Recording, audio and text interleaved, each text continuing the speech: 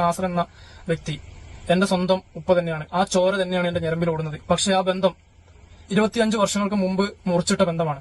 25 വർഷങ്ങൾക്ക് മുമ്പ് അത് നിന്നുപോയൊരു കാര്യമാണ്. 25 വർഷത്തിന് ശേഷം ഈ നാസർ എന്ന് പറയുന്ന എന്റെ ഉപ്പ എന്ന് പറയുന്ന ഈ വ്യക്തി എന്റെ ഉമ്മയെ കല്യാണം കഴിച്ചു എന്ന് പറയുന്ന നാസർ എന്ന വ്യക്തിയുമായിട്ട് എനിക്ക് നേരിട്ട് യാതൊരു രീതിയിലുള്ള കോണ്ടാക്റ്റോ കാര്യങ്ങളോ എനിക്കില്ല, ഉണ്ടായിട്ടുമില്ല.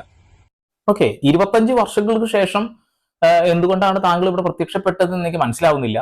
ഇവിടെ ഉപ്പ ഇവിടെ ചെയ്തു വെച്ചിട്ടുള്ളത് ഒരു വലിയ വിഡ്ഢിത്തരാണെന്ന കാര്യം മനസ്സിലാക്കിക്കൊണ്ടാണോ, നിയമത്തിനെതിരായിട്ടുള്ള ഒരു കാര്യം ചെയ്തു എന്ന് വിശ്വസിച്ചുകൊണ്ടാണോ, അല്ലെങ്കിൽ നമ്മുടെ മതപരമായി നോക്കുകയാണെന്നുണ്ടെങ്കിൽ ചൂതാട്ടവും ഇത്തരത്തിലുള്ള കാര്യങ്ങളൊന്നും ചെയ്യാൻ പാടില്ല, അത് ചെയ്തു എന്ന് മനസ്സിലാക്കിക്കൊണ്ടാണോ എന്ന് എനിക്കറിയില്ല.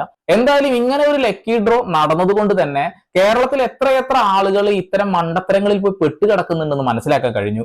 ചില ഇൻഫ്ലുവൻസേഴ്സിന് ഇത് എന്താ സംഭവം പോലും അറിയില്ല. അതായത് നിയമപരമായി ഇതിനെന്തെങ്കിലും തെറ്റാണോ എന്ന് അറിയാതെയാണ് പല ആളുകളും പോയി പെട്ടിട്ടുള്ളത് എന്നുള്ളത് ഞാൻ വീഡിയോ